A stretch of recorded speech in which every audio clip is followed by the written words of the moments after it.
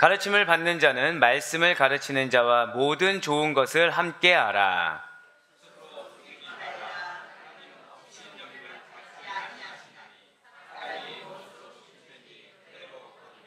자기의 육체를 위하여 심는 자는 육체로부터 썩어질 것을 거두고 성령을 위하여 심는 자는 성령으로부터 영생을 거두리라.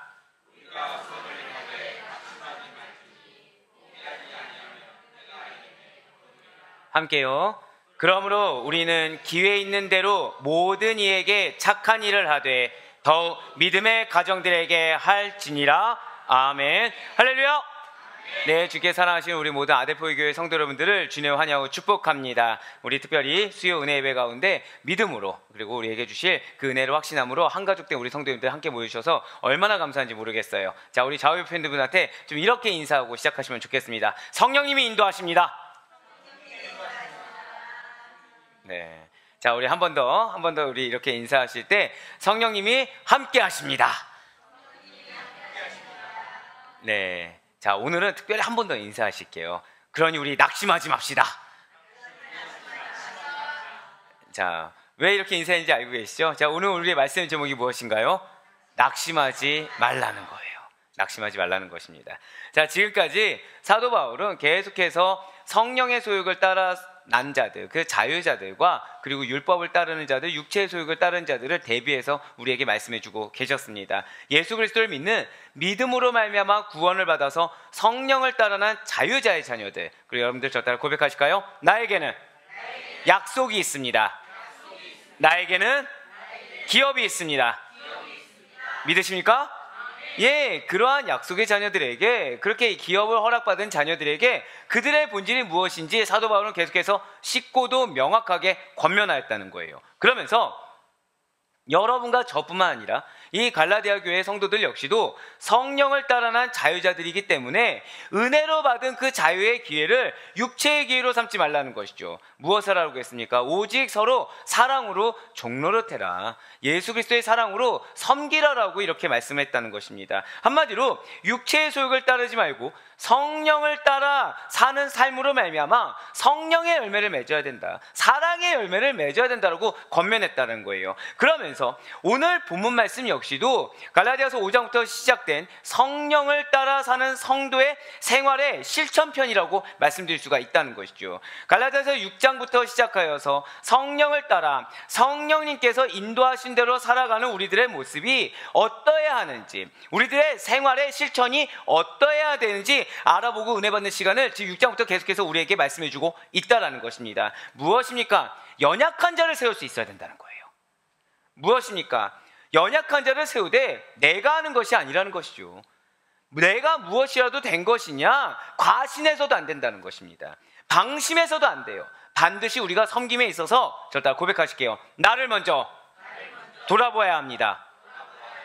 네, 그렇습니다. 나 자신을 먼저 돌아봐야 돼요. 그리고 나에게 허락하신 영혼에 대한, 나에게 허락하신 사명에 대한 자기의 책임, 영적 책무를 감당할 수 있어야 된다는 것이죠. 오늘 본문에서도 역시 마찬가지라는 것입니다. 성령을 따라 행하는 성도의 삶의 모습이 어떠한 것인지를 또 말씀해주고 있다는 것이죠. 그렇습니다. 지금 사도 바울은 복음이 선포하는 바, 예수 그리스도께서 여러분과 저에게 성령의 충만함을 주셨습니다. 믿으십니까? 예, 성령의 충만을 받은 우리들이 선을 행하는 것, 한 번 더 저를 따라 고백하실게요. 착한 일을 행하는 것. 네, 그렇습니다. 우리는 선을 행해야 된다는 거예요. 우리는 착한 일을 행해야 된다는 것입니다. 그런데 이것이 세상이 말하는 착한 일과는 조금 궤를 달리한다는 것을 우리는 너무나도 잘 알고 있어요. 그런데 그렇게 선을 행하는 것, 착한 일을 행하는 것이 성도의 삶의 모습이라는 것이죠. 진실로 십자가 복음 안에서의 선을 행하는 삶, 십자가 복음 안에서의 착한 일을 행하는 삶이라는 것은 육체의 소욕을 따라서 나의 유익만을 위한 것, 나의 니즈만을 위한 것을 구하는 삶에서 벗어나는 거라는 거예요. 더 나아가 성령님께서 인도하시는 대로 나에게 붙여주신 영혼을 배려하고 관심을 가지며 사랑을 베푸는 삶이라는 것이죠. 그들의 필요에 부응하는 삶을 추구해서 신앙 공동체가 바로 설 수 있도록 나 자신을 부인하는 삶이라는 거예요. 나보다도 누구를 위한 삶인 것입니까? 궁극적으로 예수님을 위한 삶이에요. 나보다도 누구를 위한 삶인 것입니까? 궁극적으로 예수님께서 붙여주신 영혼을 위한 삶인 것입니다. 나보다도 누구를 위한 삶인 것입니까? 궁극적으로 나에게 허락된 공동체를 위한 삶이라는 것이죠. 즉 예수님을 핍박하는 율법주의가 아니라는 것입니다. 예수님께서 선포한 복음을 붙드는 삶, 복음을 신철하는 삶이 여러분과 저의 삶인 줄 믿으시길 바라겠습니다. 그렇습니다. 지금 성령의 삶이란 율법이 아니라 복음이다. 자, 저를 따라 고백하실까요? 성령의 삶이란 율법이 아니라 복음이다. 이 명제가 정말 중요해요.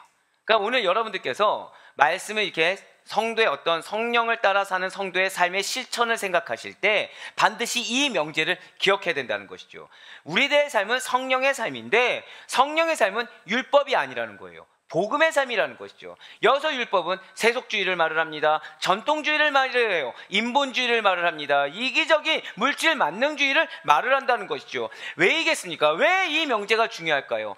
갈라디아서에서요 가장 중요한 주제 두 가지가 있습니다. 첫 번째는 사도 바울의 사도권 문제가 있어요. 두 번째가 무엇이었나요? 할례 시행 문제가 있었다는 거예요. 진실로 사도 바울은 이 갈라디아서를 통해서 자신의 사도직의 정당성, 그렇겠죠. 율법주의자들이 봤을 때는 이 사도 바울만큼 자신의 기득권을 위협하는 자들이 없는 것입니다. 이 사도 바울만큼 자신의 어떤 세상적인 이익을 방해하는 자가 없다는 거예요. 그러니 사도 바울이 말하는 것이 틀렸다고 주장하기 위해서는 사도 바울이 말할 권한이 없다라는 것을 자신들이 성립을 시킬 수가 있어야 된다는 거죠. 사도 바울은 그렇게 말할 권리가 없다라는 것을 갈라디아 교회 교인들이 들어야 된다는 거예요. 그래서 제일 먼저 사도직의 정당성에 대해서 그들은 이렇게 의문을 제기하고 저 사람은 말할 권리가 없다라고 속여왔다는 것입니다. 더불어서 사도 바울은 자신이 선포한 것이 무엇입니까? 율법의 진리, 즉 율법의 진리를 완성하는 복음의 진리만을 선포했다는 거예요. 율법의 진리를 완성하는 것이 할례가 아니라는 것이죠. 할례를 받았다고 해서 율법을 완성시키는 것이 아니라 복음이야말로 우리를 구원의 길로 인도하는 유일한 명제가 된다는 것을 선포했다는 것입니다. 특히 사도 바울은 갈라디아 교회에 들어온 최대의 난제가 있어요. 그것이 무엇입니까? 율법주의라는 것이죠. 기껏 믿음으로 말미암아 구원을 받았습니다. 그런데 율법주의가 그것에 대해서 미혹하기 시작했다는 거예요. 어떻게 사람이 믿음으로만 구원받냐? 무언가 행동으로 받쳐줘야 되지 않겠냐? 그러기 위해서는 할례를 받아야 돼. 할례를 받으면 모든 율법을 완성하는 거야. 사도 바울이 말한 대로 복음을 믿는 것이 율법의 완성이 아니라 할례를 받아야 돼. 결국 그 율법주의가 굳건히 성도들이 믿음으로 말미암아 구원을 받았다라는 그 믿음의 확신을 흐트러 놓았습니다. 아, 그치, 사람인데 무언가 행동에 뒷받침 줘야 되지 않겠어? 아, 그치, 사람인데 그래, 이거 하나 받는다고 뭔가 문제되는 건 아닐 거 아니야. 이거 하나 받는다고 큰 이게 우리가 지금 구원을 받는 게 위협되는 것은 아닐 거 아니야. 그래, 이거 받으면 저 유대 율법주의자들하고도 사이가 좋게 되고 사도 바울이 말한 것도 어긴 건 아닐 거 아니야 라면서 성도들을 미혹합니다. 판단을 흐리게 했어요. 궁극적으로 교회의 분열을 주장한다라고 사도 바울은 보았다는 것이죠. 무엇이요? 바로 율법주의가 가장 큰 문제라는 것을 파악했다는 것입니다. 그래서 너무나도 당연하게 문제의 원인이 되는 율법주의를 어떻게 했겠습니까? 배격하지 않았어요. 놀랍지 않습니까? 문제가 있어요. 근데 이 문제를 배격하지 않았어요. 오히려 그 대신에 이 문제에 대해서 논하기 이전에, 아니 이 문제를 아예 논할 생각을 하지 아예 않고 오히려 더 적극적인 성령 중심의 삶을 살도록 갈라디아 교회 성도들을 권면하고 있더라는 것입니다. 그렇다면 당시의 문제의 원인이 되는 이 유대 율법주의, 대체 유대 율법주의의 위험성이라는 것은 무엇입니까? 다른 것이 아니에요. 사랑하는 여러분들, 율법을 누가 주셨죠? 하나님이 주셨습니다. 그럼 선한가요? 악한가요? 예, 하나님이 주셨으니까 선하겠죠. 근데 문제는 하나님이 주신 율법 그 자체에 있는 것이 문제가 아니라는 거예요. 율법주의는 원래 그 숭고한 율법주의의 바른 정신을 버려버렸다는 것이죠. 율법주의의 형식의 껍데기만을 붙들고 있었고 그 안에 율법주의자들의 탐심이 들어가 있더라는 것입니다. 하나님이 말씀하신 그 말씀의 정신, 하나님이 말씀하신 그 말씀의 하나님의 마음은 다 배제하고 그 자리에 무엇을 채웠다고요? 형틀만 갖춘 상태에서 인간의 이기성만을, 율법주의자들의 탐심만을 그 안에 넣었다는 것이죠. 사랑하는 여러분들, 교회가 교회답기 위해서는 반드시 지켜야 될 명제가 있습니다. 교회는 하나님 중심입니다. 믿으십니까? 교회는 말씀 중심이어야 돼요. 교회는 하나님께서 우리에게 허락하신 예수 그리스도의 마음, 예수 그리스도의 복음의 진리가 가장 전부가 되어야 된다 사실을 잊지 마시길 바라겠습니다. 이것을 배제하게 되면 교회는 시스템이 중요하게 돼요. 이것을 배제하게 되면 교회는 유력자들이 중요하게 됩니다. 무엇의 유력자요? 세상의 유력자들이 중요하게 된다는 거예요. 하지만 사랑하는 여러분들, 교회에서의 유력자는 하나님께 사랑받는 영혼이라는 사실을 잊지 마시길 바라겠습니다. 교회에서 유력자는 십자가에 못 박은 사람이 가장 큰 유력자라는 사실을 잊지 마시길 바라요. 그 사실을 놓치게 되면 우리도 또 다른 율법주의자가 된다는 거예요.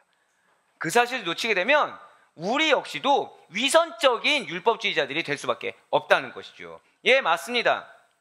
율법주의자들은 이미 하나님이 우선되지 않았어요. 하나님을 입 밖으로 내뱉고 있지만 하나님이 중요하지 않습니다. 그들에게는 자신들의 유익이 우선된 삶이 더 중요했다는 거예요. 또 그렇게 살고 있으며 그것을 지키기 위해서 종교를 이용하고 있었다는 것이죠. 그들은 율법의 제도 속에서 개인적인 명예, 개인적인 이익만을 추구하였습니다. 그렇기 때문에 예수님께서도 자주 그들을 향해서 뭐라고 말씀하시는 거예요? 이 외식하는 자들아, 이 독사의 자식들아, 하나님의 율법을 폐하는 자들이라고 표현하지 않았습니까? 이렇게 사실 율법주의자들에 대해서 예수님께서 어떻게 말씀하셨는지, 그들을 어떻게 평가하셨는지에 대해서 아는 것이 오늘 본문의 주제를 우리가 제대로 이해하고 또 우리가 은혜 받으며 도전받고 결단하는데 굉장히 중요하다는 거예요. 그래서 우리가 오늘 말씀을 살펴보기 이전에 조금 길더라도 관련된 성경 말씀을 통해서 예수님께서 이 율법주의자들을 어떻게 평가하셨는지, 그래서 사도 바울이 복음을 증거했는데 예수님께서 그렇게 말씀하셨음에도 불구하고 갈라디아의 교인들이 미혹되어서 율법주의를 붙잡게 됐는지 아는 것이 너무 중요하다는 것이죠. 먼저 예수님께서는 율법주의자들에 대해서 외식하는 자들이라고 선포하셨다는 것입니다. 바로 마태복음 23장 23절과 27절의 말씀입니다. 화 있을진저 외식하는 서기관들과 바리새인들이여, 너희가 박하와 회양과 근처의 11조는 들이되 율법에 더 중한 바 무엇을 버렸다고요? 정의와 긍휼과 믿음은 버렸도다. 그러나 이것도 행하고 저것도 버리지 말아야 할지니라. 화 있을진저 외식하는 서기관들과 바리새인들이여, 회칠한 무덤 같으니 겉으로는 아름답게 보이나 그 안에는 죽은 사람의 뼈와 모든 더러운 것이 가득하도다. 아멘. 지금 말씀 보시길 바라요. 지금 그들이 11조를 드렸습니까? 안 드렸습니까? 드렸어요. 하라고 한 건 다 합니다. 열심히 있다는 거죠. 그런데 지금 정작 무엇을 버렸다고요? 율법의 정신을 버렸다는 거예요. 율법의 정신은 정의에 있습니다. 긍휼에 있어요. 하나님 만난 믿음에 있습니다. 그런데 지금 예수님 뭐라고 말씀하시나요? 마음과 정신을 가졌다고 해서 행위를 하지 말라는 말씀이 아닙니다. 행위만 하고 마음과 정신을 버리라, 그것도 아니에요. 동일하게 다 같이 해야 되는 것이 믿는 성도의 삶인 줄 믿으시길 바라겠습니다. 여러분들의 물질의 헌신, 여러분들의 육신의 섬김, 전부 다 여러분들이 마음과 정신을 놓쳐서는 안 된다는 거예요. 또는 내 마음만 있고 내 행동이 안 받쳐준다, 이것도 안 된다는 것이죠. 전 바라옵기는 우리 사랑하는 성도님들께서 여러분들의 삶의 행태에도 예수 그리스도의 마음이 드러날 수 있길 간절히 소망합니다. 여러분들의 언행에 예수 그리스도의 정신과 말씀이 항상 녹아들길 간절히 소망합니다. 그래야 27절 말씀 같은 그런 평가를 받지 않는다는 거예요. 겉으로는 아름다워 보일 수 있겠죠. 근데 속에 뭐가 있다고요? 더러운 것이 가득하다는 거예요. 죽은 자들의 것이 가득하다는 것입니다. 사랑하는 여러분들, 우리는 겉으로 보기에 아름답지 않아도 좋아요. 겉으로 보기에 비천해 보일 수 있어요. 연약해 보일 수 있습니다. 하지만 우리 안에는 하나님이 인정하시는 아름다운 것들로 가득 찰 수 있길 간절히 소망합니다. 그 아름다운 것이 무엇이라고요? 절대 고백하실게요. 믿음이에요. 영혼을 향한 긍휼이에요. 하나님의 말씀이 기준된 정의인 것입니다. 믿으십니까? 또한 예수님께서는 율법주의자들을 독사의 자식들이라고 표현하셨어요. 바로 마태복음 23장 33절의 말씀입니다. 뱀들아, 독사의 새끼들아, 너희가 어떻게 지옥의 판결을 피하겠느냐.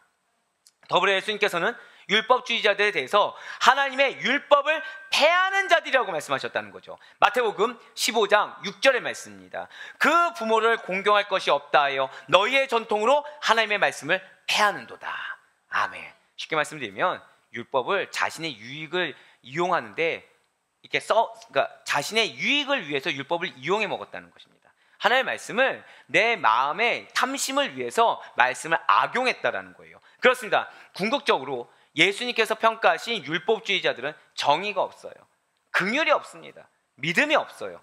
영적으로 죽은 자에 불과합니다. 그 안에는 더러운 악만 가득하다는 거예요. 그들은 영벌이 예비된 자들입니다. 어떤 영벌이요? 지옥의 판결을 피할 수 없는 영벌이 예비된 자들이라는 거죠. 그러한 자들이 결국엔 무엇을 중요하게 여기든가요? 인간의 경험을 중요하게 여깁니다. 인간의 유익을 중요하게 여겨요. 인간의 전통과 인간의 제도를 중요하게 여깁니다. 그러면서 정작 무엇을 대적합니까? 하나님의 말씀을 대적하더라는 거예요. 사탄의 권세를 대적해야 될 자들이, 세상의 권세를 대적해야 될 자들이 정작 자신의 탐심을 버리지 못해서, 인간의 것들을 내려놓지 못해서 그 인간의 전통, 인간의 제도, 더불어서 인간의 그 어떠한 유익들, 인간의 말씀들, 그런 것들을 중요하게 여기다 보니까, 인간의 경험들을 중요하게 여기다 보니까 정작 하나님의 말씀, 하나님의 뜻, 하나님의 계획, 이런 것들을 오히려 다 대적하고 있더라는 것이죠. 사랑하는 성도 여러분들, 바로 사도 바울이 이렇게 예수님께서 평가한 유대 율법주의자들의 위험성을 너무 잘 알았다는 거예요. 안에 악이 가득한 사람들의 말에 미혹되는 갈라디아 교회 성도들에 대해서 안타까움이 사그라들 수가 없었다는 것이죠. 그렇기 때문에 이 갈라디아 교회 성도들로 하여금 율법주의가 아니라 하나님의 말씀에 순종해서 복음 중심의 삶, 성령을 따라 행하는 삶을 살아야만 된다고 권면했다는 거예요. 그 위험성을 너무나도 잘 알고 있기 때문이라는 거죠. 안에 악이 가득한 사람이 어떠한 선한 것을 말을 할 수 있겠습니까? 안에 인간의 것들로, 헛된 것들로 가득한 사람이 어떻게 영원한 것들을 제공해 줄 수가 있겠습니까? 오늘 말씀의 제목이 무엇이죠? 낙심하지 말라는 거예요. 네, 맞습니다. 그러한 인간의 유혹, 인간의 말, 인간의 썩어질 것들 때문에 낙심하지 말라는 거예요. 또한 여러분들이 믿음을 지키고 있고 여러분들이 복음을 지킵니다. 그것을 붙들며 사는데 중요한 것은 나한테 어떤 유익이 없는 거예요. 나는 지금 믿음을 놓고 산 적이 없었어요. 나는 정말 열심히 살아왔습니다. 근데 중요한 것은 나만을 위해 산 게 또 아니에요.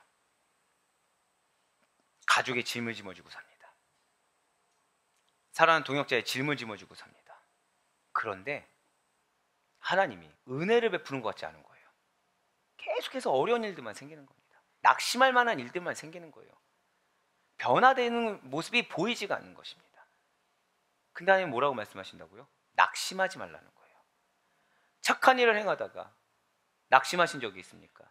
나는 다른 것을 안 보고 열심이라고 내가 말하는 것도 부끄러워서 최소한 다른 사람에 비해서는 나름 주님의 뜻대로 살고 있고 순종의 길을 걷고 있고 악한 것 하지 않았는데, 나 외에 오히려 나보다 더 악한 사람들이 주님과 전혀 무관한 삶을 살면서도 오히려 나보다 더 잘 살고 있는 것처럼 여겨지십니까? 예수님을 따라서 착한 일을 행하고 예수님을 따라서 최소한 본질을 지키는 나만 바보 같고 나만 손해를 보고 있다는 생각이 드십니까? 그래서 억울하십니까? 그래서 속이 상하십니까? 믿음을 지키는데 타개할 길이 보이지 않아요. 믿음을 지키는데 계속해서 다른 쳇바퀴 돌아가는 그런 삶 같아요. 언제까지 이렇게 살아야 될지 모르겠어요. 나름 개선해보고자 노력을 하는데 하나님이 길을 안 보여주는 것 같다는 거죠. 오히려 믿음이 없는 친구들이 더 잘 사는 것 같아요. 나만 어깨에 이 무거운 십자가를 짊어지고 같은 그러한 삶을 사는 것 같다는 거죠. 사실 우리가 예수님을 믿고 말씀 가운데 은혜를 받아요. 성령 충만함을 받아요. 그래서 말씀에 확신을 가져요. 예수님이 이 길을 인도하신 게 맞는 것 같아요. 그렇게 걸어가요. 그런데 그렇게 해서 선을 행하는 삶, 그렇게 해서 내가 십자가를 지는 삶, 그래서 다른 영혼, 믿음의 공동체를 위해서 내가 희생하는 삶을 살아갈 때 지금 당장은 내 눈앞에 어떠한 결과물이 안 보였을 수도 있습니다. 아니, 결과물이 안 보인 정도가 아니라 오히려 내가 더 큰 피해를 보는 것처럼 여겨질 수도 있습니다. 그러나 결코 낙심하지 마시길 바라요.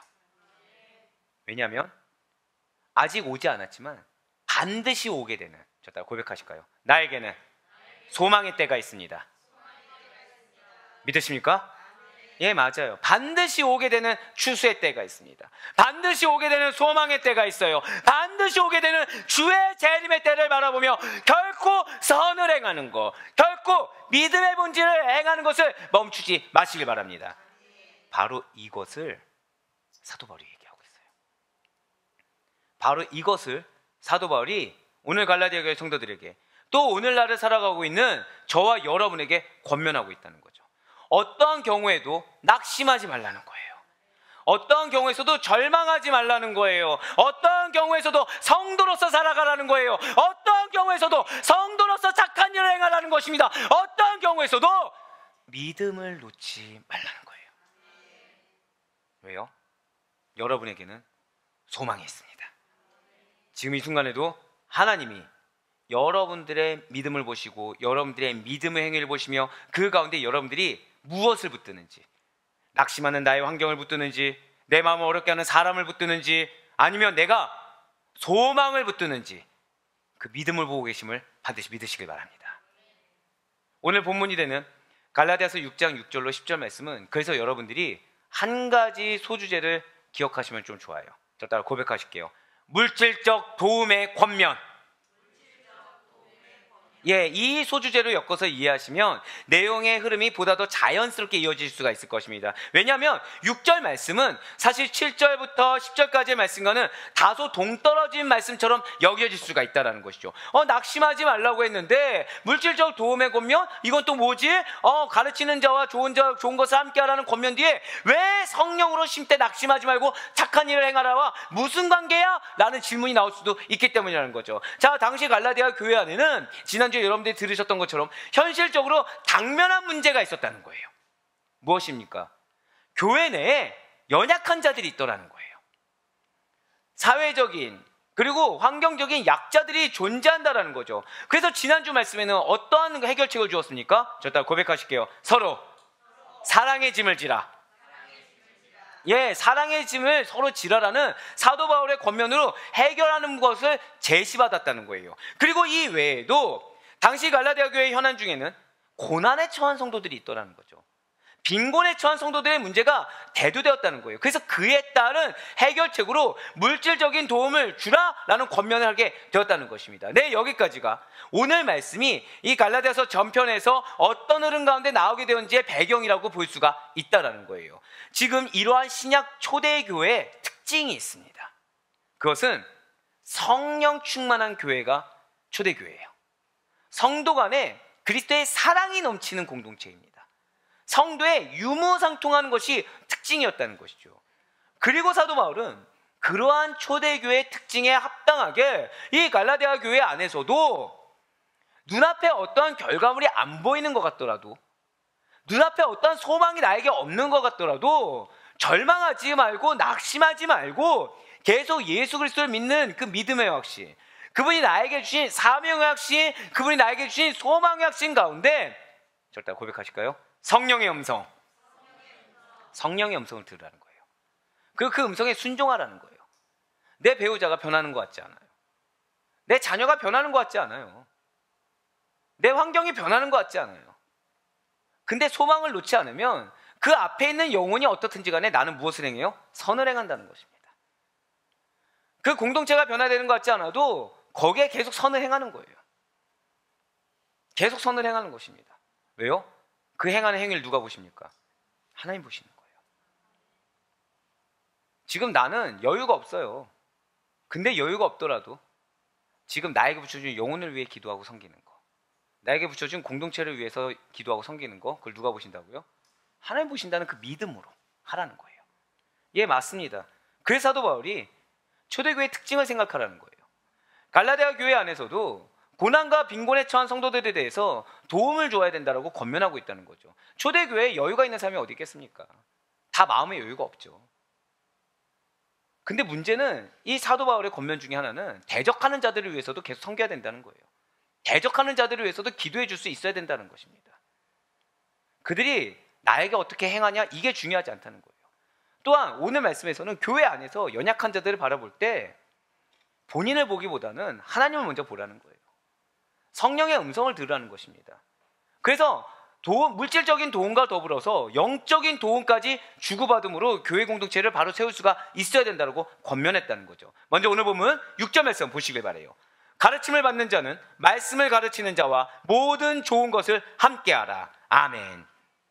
지금 6절 초반부에서 말하는 말씀을 가르치는 자는 보통 장로나 교사를 의미하고요. 가르침을 받는 자는 교회 성도를 뜻하는 것입니다. 따라서 말씀을 가르치는 자와 가르침을 받는 자는 교회 안에서의 가르침을 주고받는 모든 성도들을 넓게 해석할 수가 있겠죠. 더불어 함께하라 라는 말씀은 성도의 교제를 지칭하는 코이노네이토입니다. 그러니까 우리가 뭐 코이노니아 이거가 아니라 코이노네이토라고 하는데, 이것은 세 가지 의미가 있어요. 첫 번째는 어려움을 같이 하는 거. 자, 지금 함께하라의 첫 번째가 무엇이라고요? 어려움을 같이 하라. 두 번째가 뭐냐면 영적으로 친교를 나누는 거예요. 자, 함께하라는 두 번째가 무엇이라고요? 영적으로 친교를 나누라. 즉 계속해서 말씀 안에서 교제하고 기도로 서로 동역해줘라. 세 번째는 물질을 통용하는 것을 의미하고 있다는 것이죠.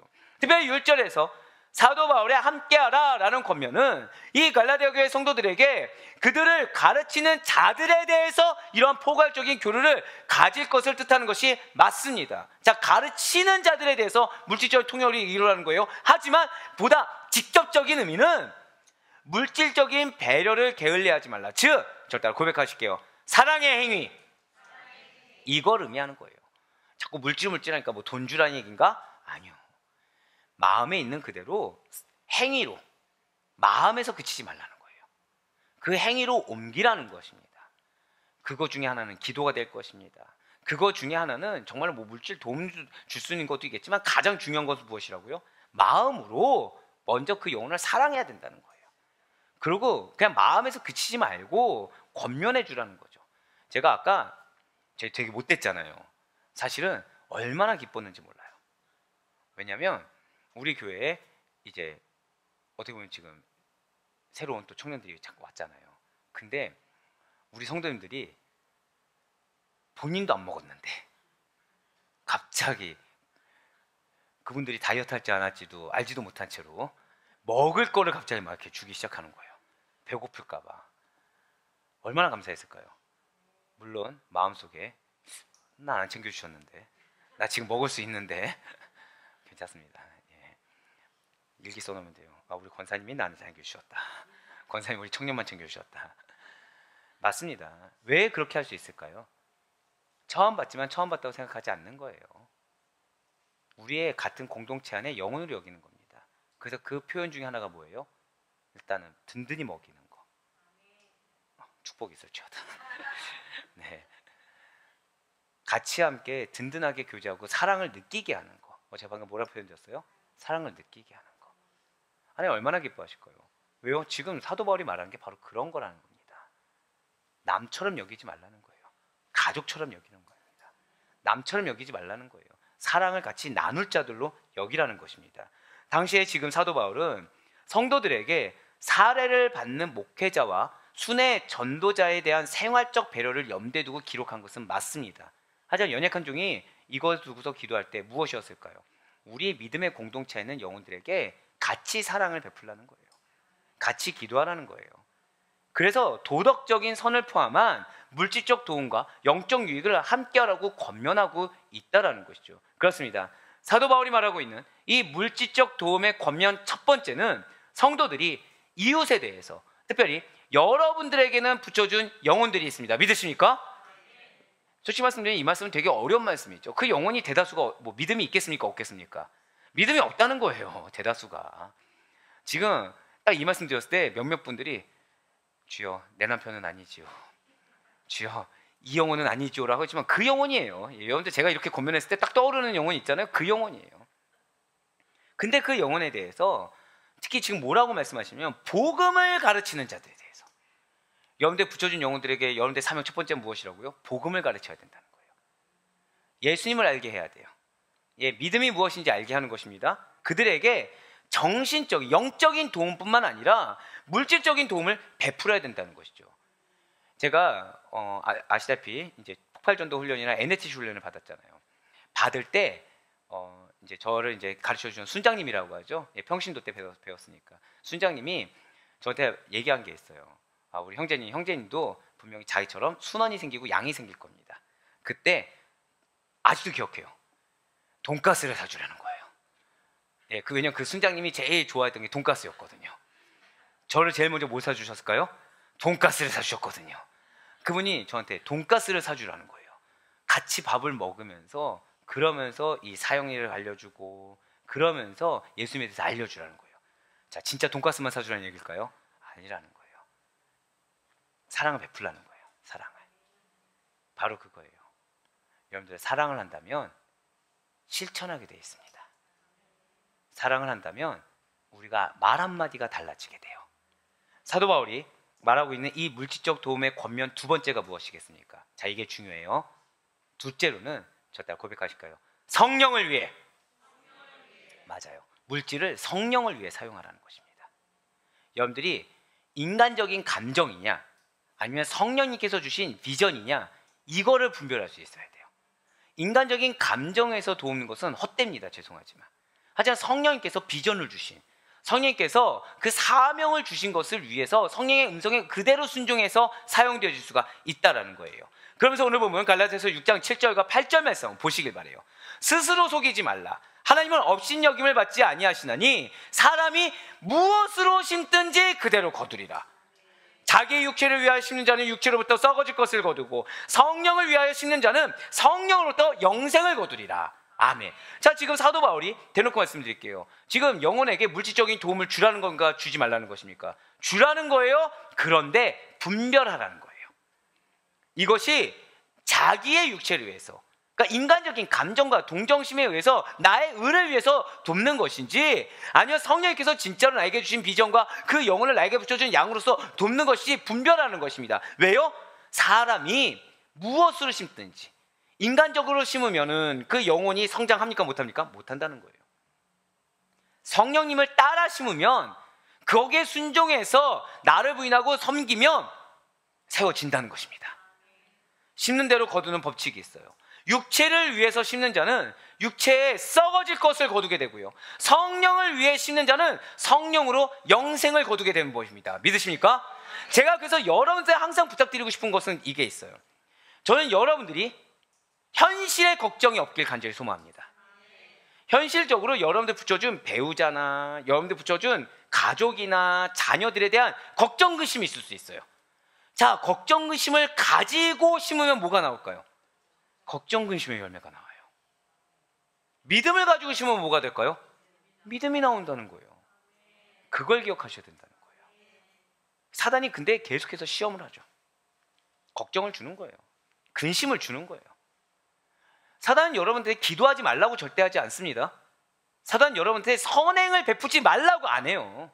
사단은 여러분들한테 야, 너 아니면 누가 책임지겠어? 너가 책임져야지. 이 음성을 줍니다, 실제로. 그러면 자, 그거 표면적으로 봤을 때 영혼을 위해서 걱정하는 거 좋습니까? 안 좋습니까? 일견 듣기에 좋게 들려요. 영혼을 위해서 내가 책임지고 희생하는 거 좋습니까? 안 좋습니까? 당연히 좋게 들린다는 거예요. 근데 중요한 건 뭔지 아십니까? 하나님은 단 한 번도 우리가 책임진다고 얘기하신 적이 없어요. 하나님은 단 한 번도 너희 마음 건데 걱정과 근심을 주신다고 한 적이 한 번도 없다는 거예요. 근데 사단은 누구를 위해 여기 포커스를 두게 된다는 거예요. 그러니까 마치 내가 은연중에 의가 이제 올라가는 거예요. 아, 내가 가족을 위해 이렇게 걱정을 해. 내가 가족을 위해서 이렇게 희생을 해. 여기 누가 배제됐어요? 하나님이 배제됐어요. 하나님이 책임져 주시는 줄 믿으시길 바랍니다. 하나님은 지금 이 순간 우리의 믿음을 보신다는 거예요. 제가 방금 뭐라 표현드렸어요? 우리의 믿음을 보신다는 거예요. 지금 이 순간에 여러분들이 상황에 짓눌려서 영혼의 상처에 짓눌려서 근심하는 마음으로 하나님께 나아가는지 소망을 품고 나아가는지 그 믿음을 보신다는 거예요. 단호컨대 여러분과 저에게 소망이 있습니다. 믿으십니까?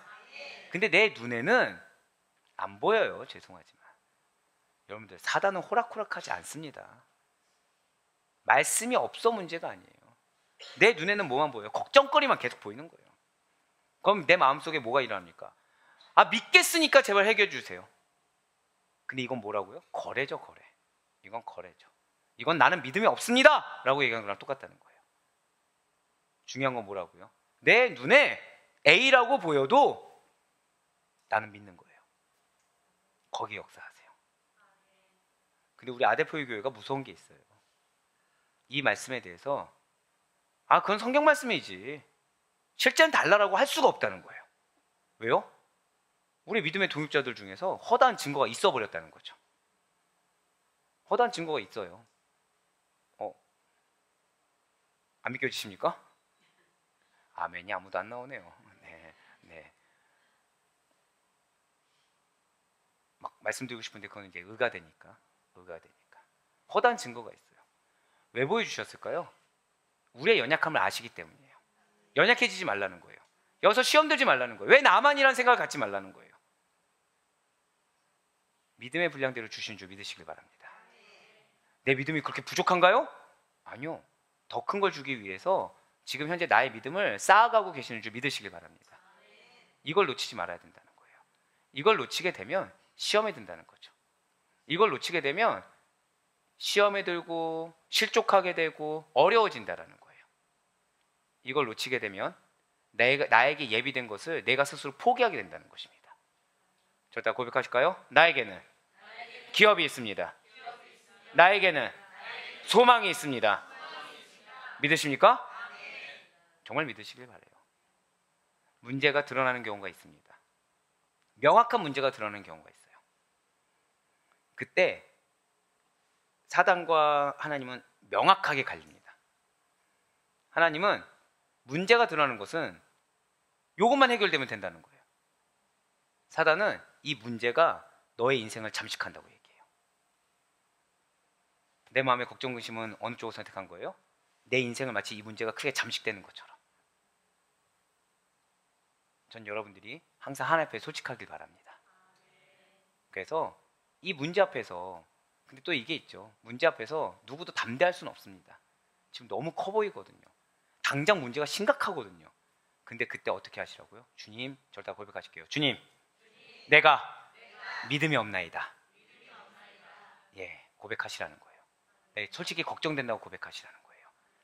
걱정된다고 고백하시고, 내 마음 가운데 설령 계속해서 나는 믿음이 없어서 근심이 되더라도 불쌍히 여겨달라고 고백하시라는 거예요. 마치 누구처럼요? 모세처럼요. 모세는 지금 이스라엘 백성들을 앞두고서 걱정이 있었습니까? 담대했습니까? 걱정, 근심이 어마어마했죠. 하나님께 그래서 뭘 구했어요? 자비와 긍휼 외에는 구할 수가 없었던 거예요. 자신의 눈에 보이는 건 뭐예요? 다 우상 숭배잖아요. 뭐가 변화됩니까? 여전히 그들에서 희망이 있습니까? 없습니까? 희망이 안 보였어요. 근데 희망을 어디에 두었다고요? 하나님의 자비하심, 하나님의 긍휼하심에 두었습니다. 그런데 이 자비와 긍휼이 여러분들의 능력이 됨을 믿으시길 바랍니다. 나는 비록 소망을 붙들 수 없고 말씀이 선포돼도 믿을 수가 없어요. 난 여전히 걱정이 돼요. 난 여전히 근심이 돼요. 그래도 자비하심이 능력입니다.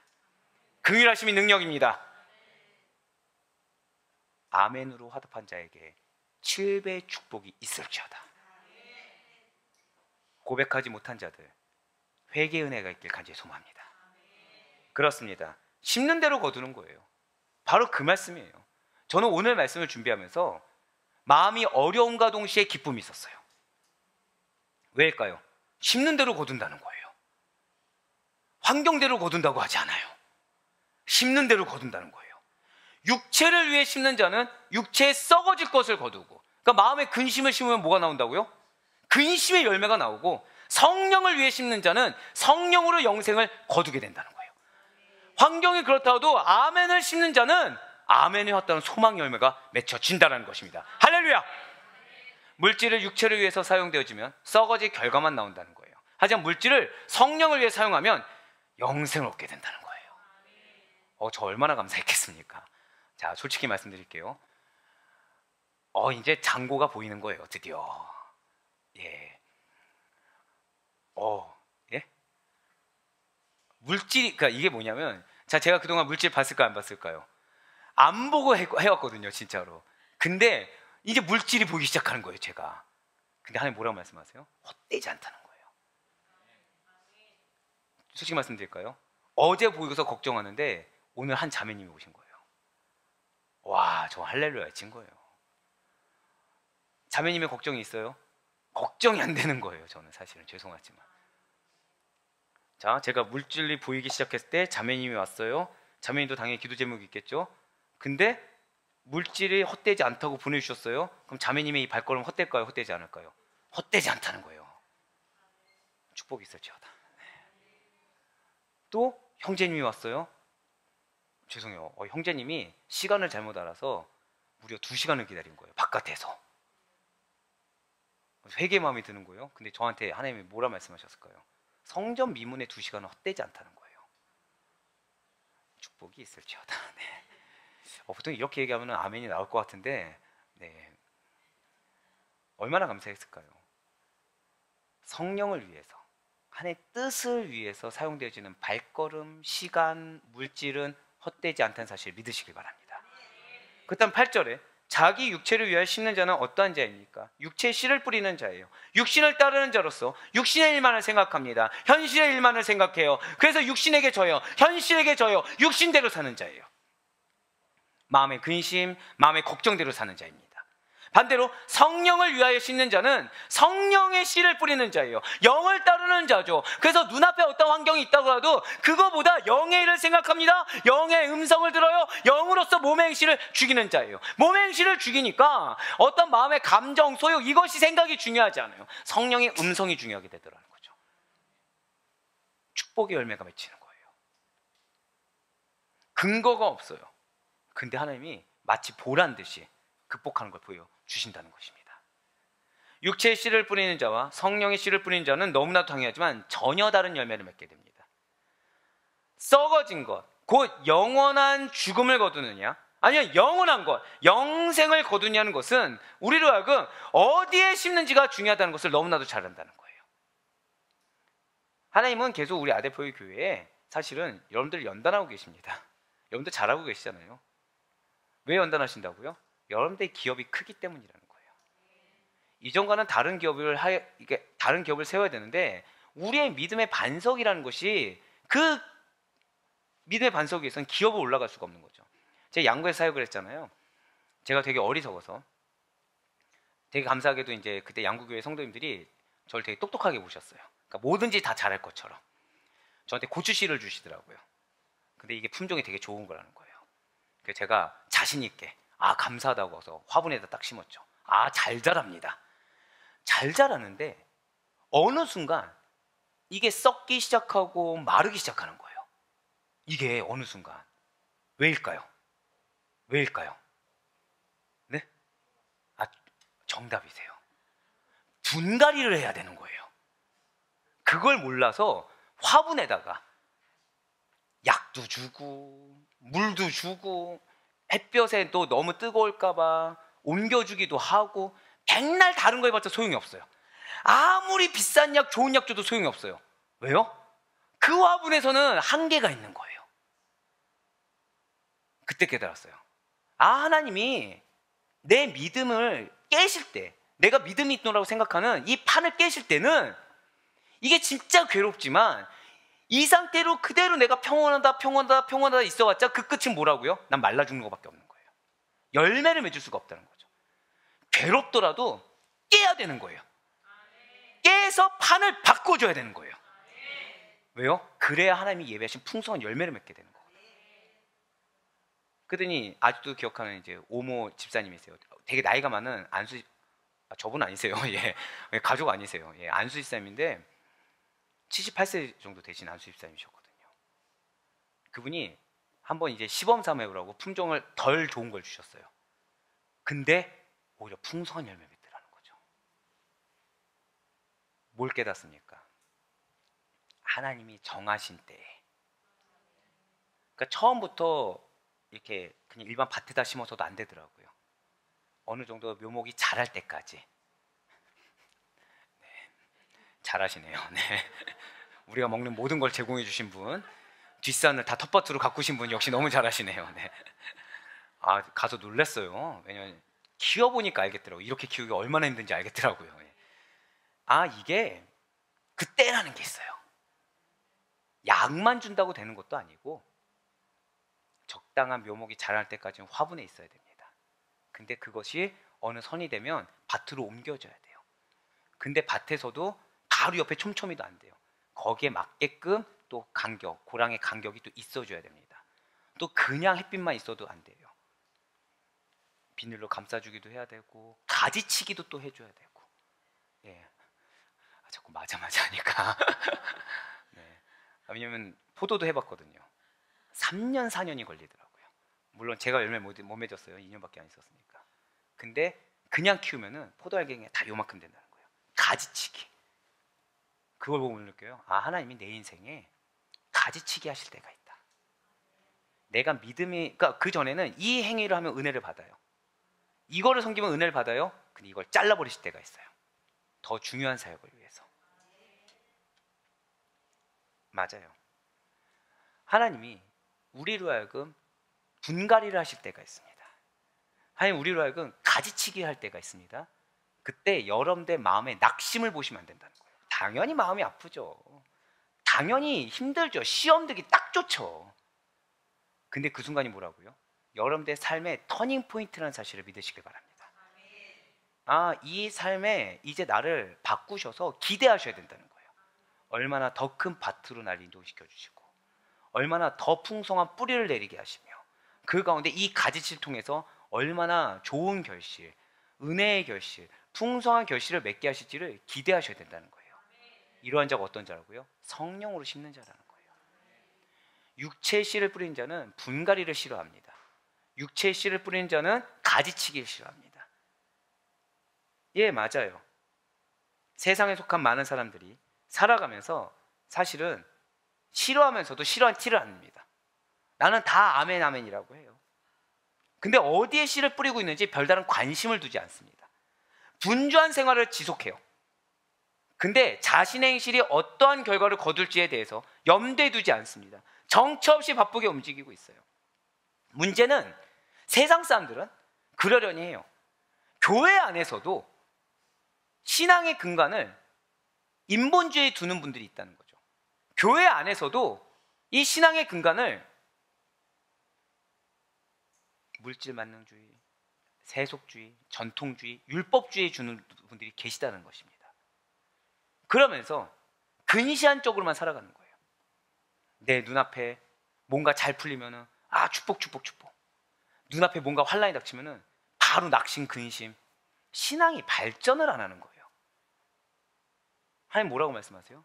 자기를 부인해. 내가 지금 있는 공간이 없는데 너의 그 행동, 너의 기간이 뭐가 중요하냐라고 얘기를 하시는 거죠. 근데 그 음성이 들리는, 그 음성을 들을 수 있는 그 시간이 은혜라는 것을 근시안 쪽을 보니까 발견을 못하더라는 것입니다. 제가 여러분들 왜 사랑하는지 아십니까? 저는 여러분들만큼 순적한 분들을 본 적이 없어요. 왜냐하면 어디서든 쓴 메시지를 전하잖아요. 반응이 안 나옵니다. 자, 혼나고 축복받는 게 낫습니까? 안 혼나고 유기당하는 게 낫습니까? 둘 다. 유기는 싫지만, 네네. 혼나고 축복받는 게 낫죠. 근데 대다수는 사실은 지금 우리 장로님께서 농담삼아 말씀하셨던 것처럼 안 혼나고 축복받길 바래요. 뭐만 믿어요? 사랑의 하나님인데. 그러니까 제일 싫어하는 메시지가 뭐예요? 예레미야서, 출애굽 때 쳤던 메시지 별로 안 좋아하죠. 그걸 들을 때 나는 거기가 아니노라고 얘기해요. 근데 나의 반응은 뭐예요?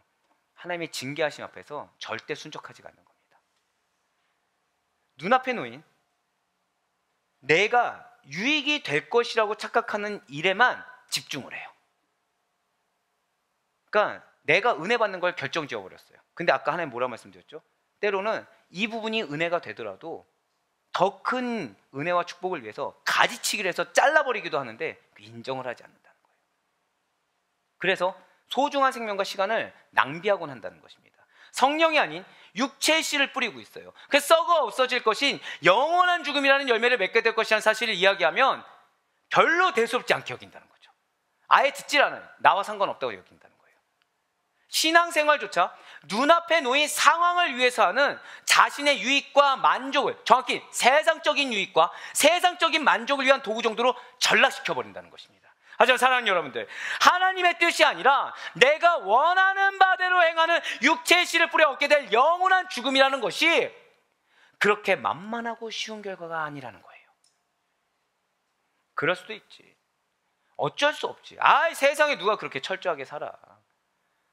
믿음만 가지고 어떻게 살아. 할 수 없지 라면서 같이 멸망당할 자들을 기준 삼아서 나는 그들보다 낫노라면서 대수롭지 않기로 치부할 수는 없다는 것입니다. 여러분과 저의 기준은 말씀입니다. 믿으십니까? 여러분과 저의 기준은 하나님이십니다. 믿으십니까? 하나님의 시간, 하나님의 때, 하나님의 방법이 우리의 기준이 되어야 되는 것이지 지금 현재 내가 중요하지 않다는 거예요. 제가 한번 질문 드려볼게요. 여러분들이 크십니까? 하나님이 크십니까? 들으셨죠? 지금 다들 갑자기 목소리가 아멘에서 갑자기 줄어들었어요. 왠지 아세요? 답은 알아요. 괴롭거든요. 답은 알아요. 나는 아니겠죠라고 하고 싶거든요.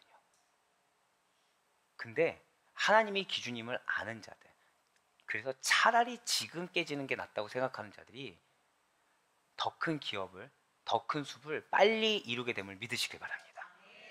예, 맞아요. 우리가 오해하지 말아야 될 것은 유기당한다는 거, 영원한 죽음이라는 것이 단순히 영원히 소멸한다 이 정도가 아니라는 거예요. 영원한 죽음이라는 거, 유기당하는 것은 궁극적으로 하나님과의 교통이 완전히 단절되는 것입니다. 그로 인해서 계속해서 무슨 일만 생기냐? 낙심할 만한 일, 절망에 빠질 만한 일, 근심에 빠질 만한 일들만 계속 생기다 보니까 완전히 불행한 상태에 처하게 되는 것을 의미한다는 거예요.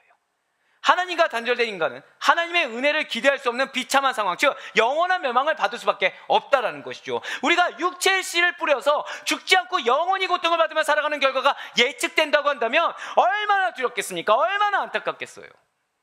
지금 사도 바울은 육체의 씨를 뿌리는 자들을 유대 율법주의자들로 보고 있다는 거예요.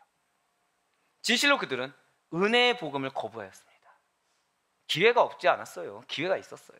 근데 거부했어요. 뭐요? 왜요? 익숙한 걸 위해서. 왜요? 현실 나의 유익을 위해서 거부해버렸어요. 복음을. 스스로의 유익을 지금 내가 위해서 살아간다는 것을 인정하지 않았습니다.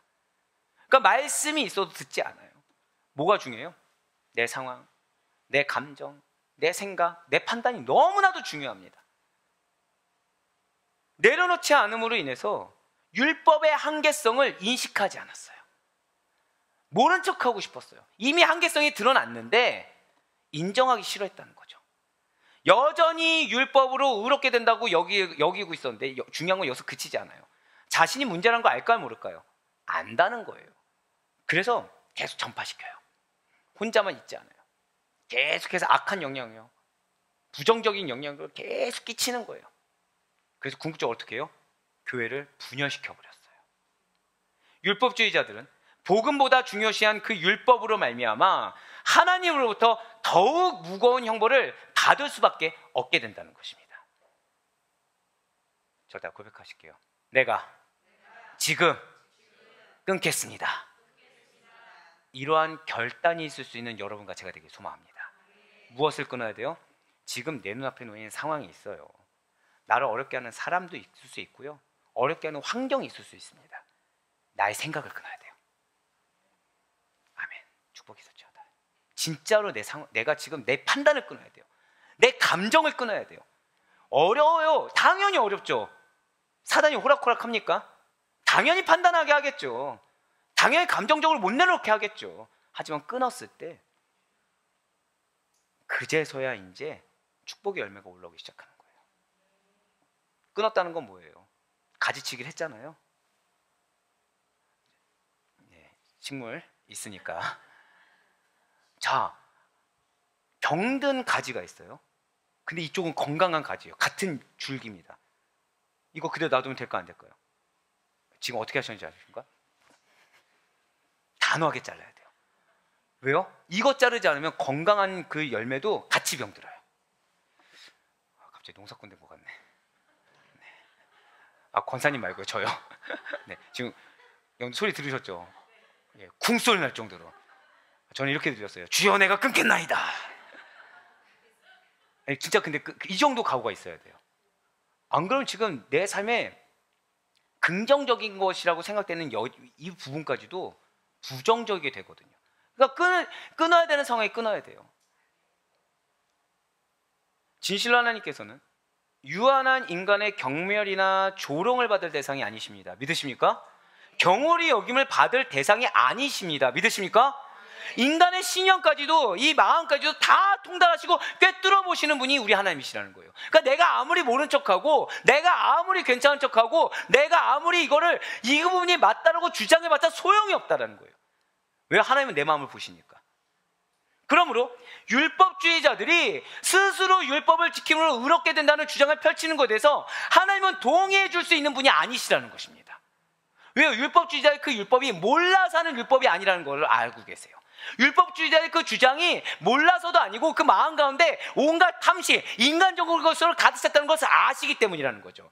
그들이 심는 것을 그대로 거두도록 내버려 두신다는 거예요. 언제까지? 인정할 때까지. 언제까지? 빨리 결단할 때까지. 모른 척 혹은 죄를 알아서 씻겨주시고 알아서 깨닫게 하는 은혜는 베풀지 않으실 것입니다. 그래서 제가 아까 여러분들한테 끊겠습니다라는 결단을 시킨 거예요. 그 순간 은혜가 들어가거든요. 내가 결단한 순간 이 가운데 솔직히 말씀드릴까요? 내가 끊겠습니다 해서 바로 끊을 수 있는 사람이 있을까요? 없을까요? 없어요. 저 포함해서 없어요. 근데 하나님은 그 고백을 그래도 기뻐 받으시는 거예요. 그 고백에 대해서 이제 긍휼이 시작한다는 거죠.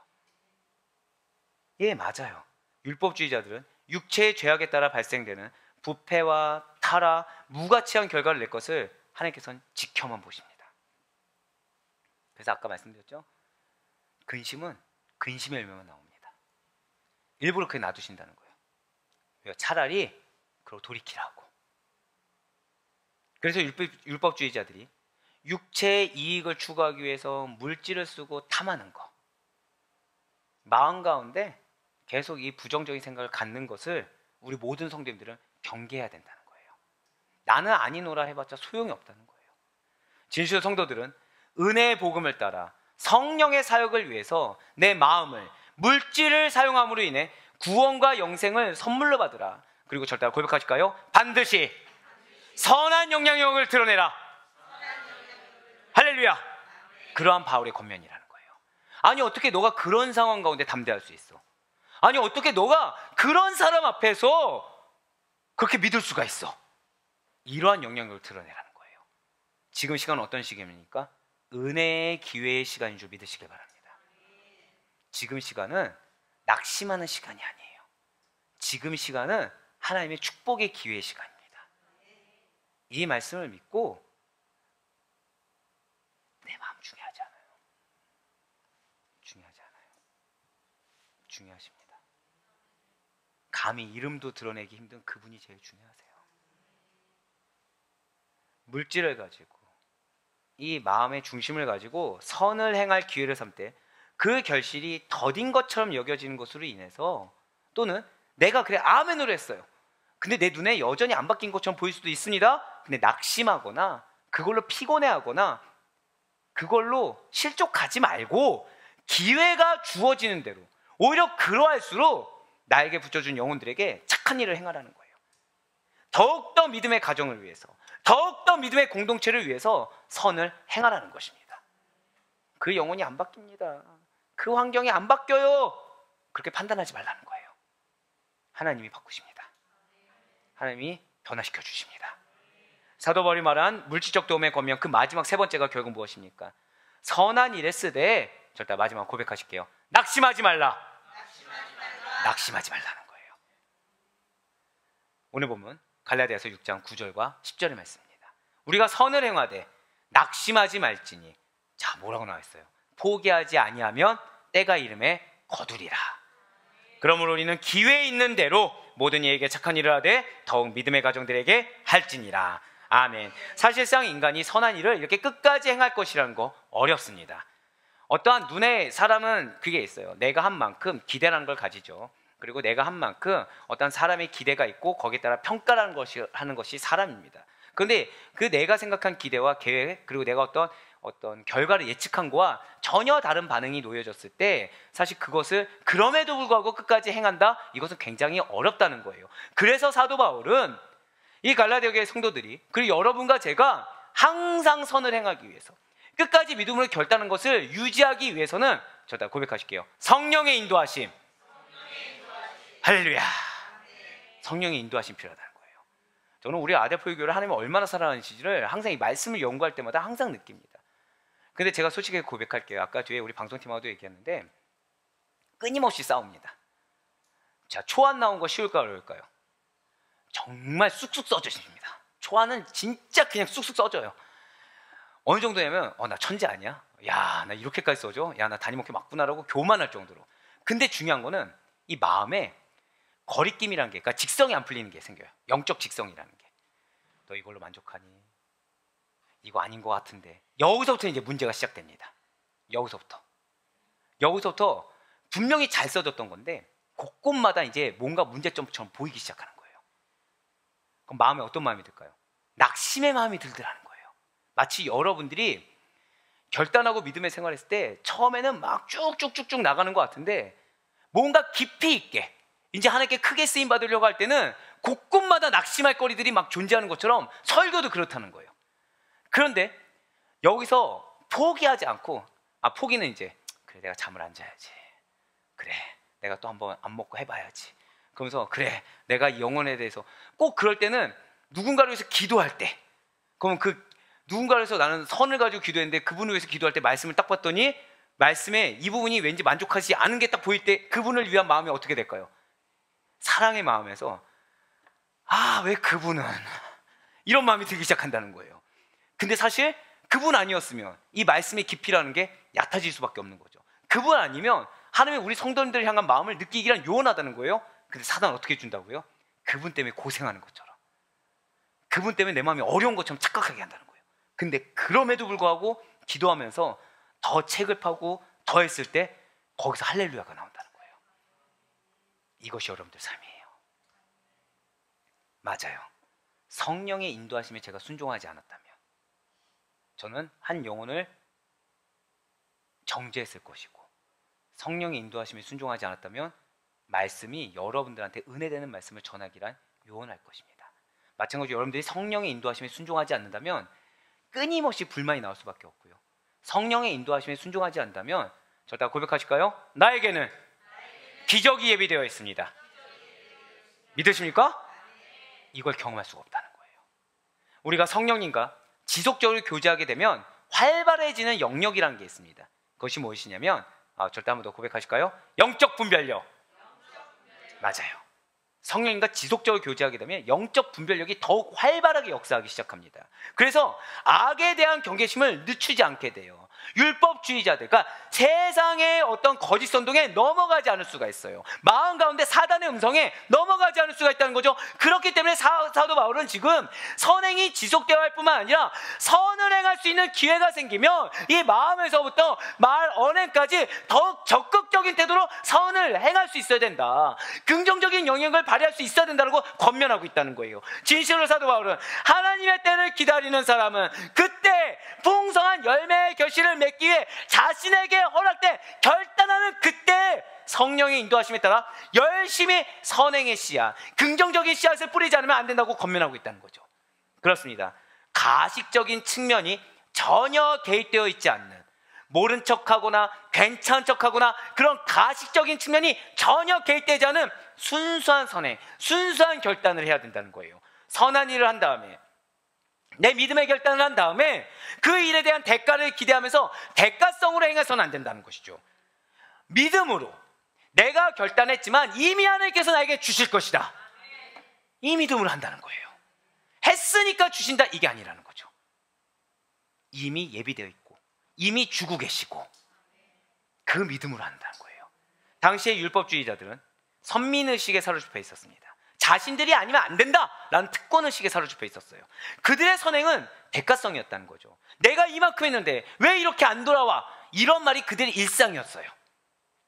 그 모든 생각과 행위의 중심에는 자신의 안위만이, 자신의 이익만이 있었다는 것입니다. 거기에는 예수 그리스도가 없어요. 하지만 성도는 이러한 이기적인 배타주의, 이거를 배격해야 돼요. 대신에 저 따라 고백하실까요? 보편적인 박애주의. 예, 쉽게 말씀드리면 내가 좀 인정 안 받으면 어떻습니까? 내 기대와 좀 다르면 어떻습니까? 하나님이 내 마음 아시고 하나님이 내 이 언행을 알고 계시다, 행실을 알고 계시다, 이거면 족하다는 거예요. 그것을 실천하면서 주님께서 허락하신 영혼을, 주님께서 허락하신 공동체를 우선적으로 돌보면 된다는 것이죠. 이러한 보편적인 박애주의를 시행하려면 성령의 인도하심에 민감하게 반응해야 된다는 거예요. 그래서 기도해야 되는 것입니다. 그래서 우리 교회에 28조 행군을 허락하신 거예요. 여러분들에게 다른 거 민감하지 말라고. 제발 본인의 마음의 소리에 민감하지 말고, 세상의 소리에 민감하지 말고, 누구의 음성에 민감하라? 성령의 음성에 민감하라.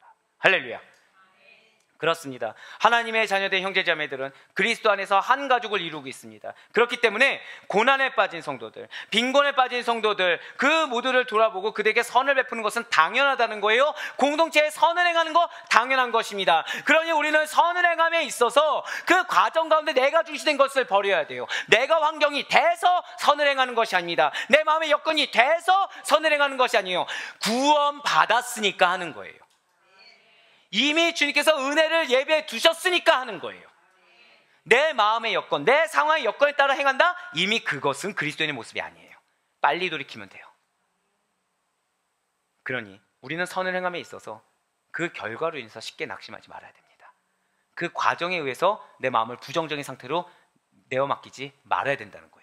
물론 선행에 대한 결과물, 결단에 대한 결과물이 곧바로 나타나진 않기 때문에 조바심이 날 수도 있어요. 내가 선행을 베푸는 대상, 내가 결단한 그 공동체가 조금 더 나아지는 기색이 보이지 않는 것에 대해서 배신감까지도 들 수도 있을 것입니다.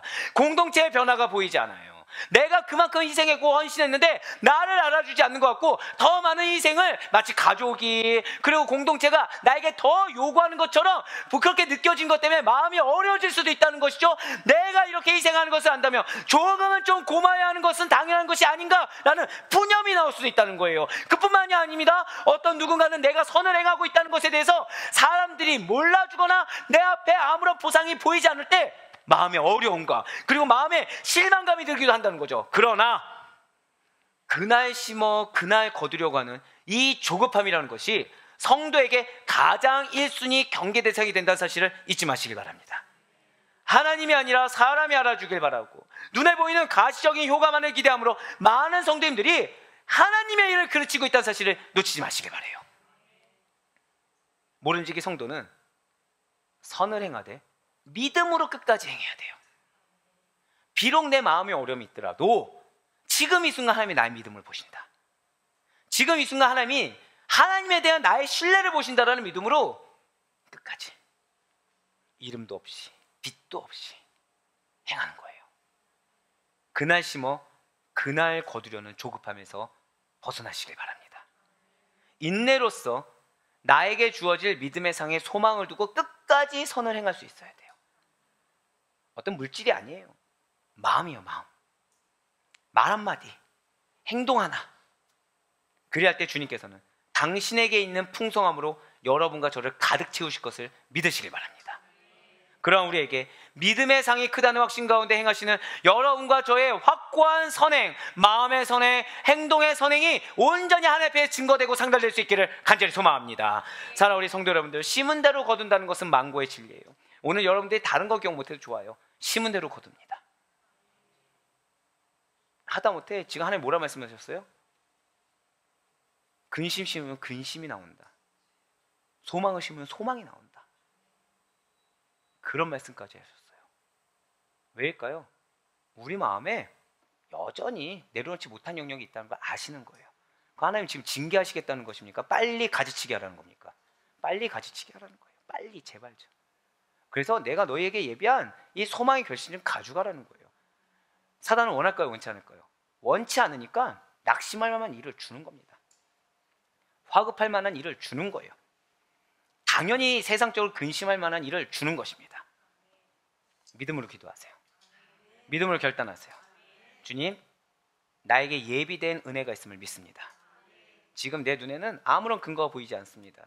아니 내가 그동안 살아온 걸 봐도 나는 그 근거를 볼 수가 없습니다. 하지만 오늘 연약한 종의 입술을 통해서 하나님께서 말씀을 선포하게 하셨으니 저 말씀을, 정확히는 저 말씀을 대언하신 하나님을 믿는 믿음으로 말미암아 내가 소망을 갖겠사오니 주여, 절대 고백하실까요? 역사하여 주시옵소서. 이 믿음이 여러분들의 믿음이고 이 믿음의 결과가 여러분들 것, 특별히 아멘으로 화답한 자들에게 온전히 임할 것을 확신하시기 바랍니다.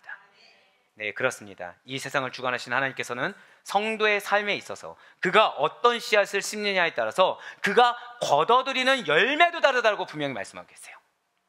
교회 공동체 안에, 그리고 여러분들의 삶의 안에서는 혼자서는 도저히 무거워서 혼자 들 수 없는 자들의 짐을 함께 들어주고 그들에게 경쟁적으로 자랑하지도 말아야 된다는 거예요. 나를 들어주지 말라는 것입니다. 내가 가진 것을 아끼지 않고 필요한 자들에게 베푸는 자들이 될 수 있어야 된다는 거예요. 어떤 여건이 갖춰져서 베푸는 것이 아니라 내 마음이든 내 손이든 내 입술이든 하나님 붙여주셨다고 한다면, 하나님 그 상황을 허락하셨다고 한다면 그대로 하는 거예요. 나를 알아주길 원하는 마음을 드러내는 것이 아니라는 거예요.